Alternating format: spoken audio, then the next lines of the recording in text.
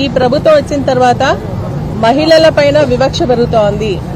వారి యొక్క గౌరవానికి భంగం కలిగే విధంగా కార్యక్రమాలు మనం కంటిన్యూస్ గా చూసుకున్నట్టయితే అటువంటి పరిణామాలు కనిపిస్తా ఉన్నాయి. ఎక్కడ మహిళలు పూజింపబడతారో అక్కడ దేవతలు కొలువై ఉంటారని చెప్పేసి మను మహర్షి గారు అన్నటువంటి మాటలు ఈ కాంగ్రెస్ ప్రభుత్వానికి గాని కాంగ్రెస్ పాలకులకు గాని అర్థమైనట్టు లేదు అని చెప్పే అనుమానం అయితే మాకు వస్తుంది అని చెప్పేసి మేము స్పష్టంగా తెలియజేస్తా ఉన్నాం.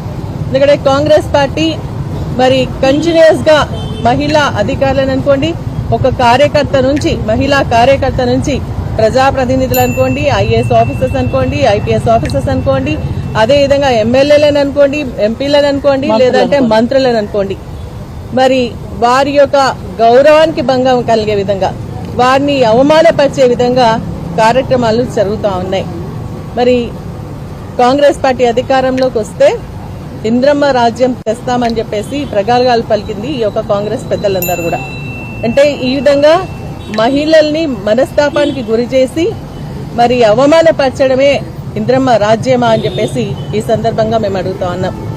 మరి మహిళల పైన ఈ కాంగ్రెస్ ప్రభుత్వం కక్ష సాధింపు చర్యలు చేపడుతుంది అని చెప్పేసి స్పష్టంగా చెప్పొచ్చు.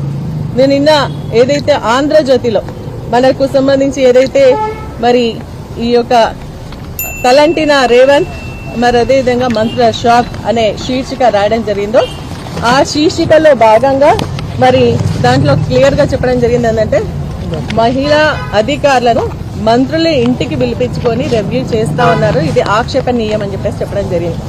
కానీ దీనిలో నిజాలు తేల్చాల్సినటువంటి అవసరం ఉంది.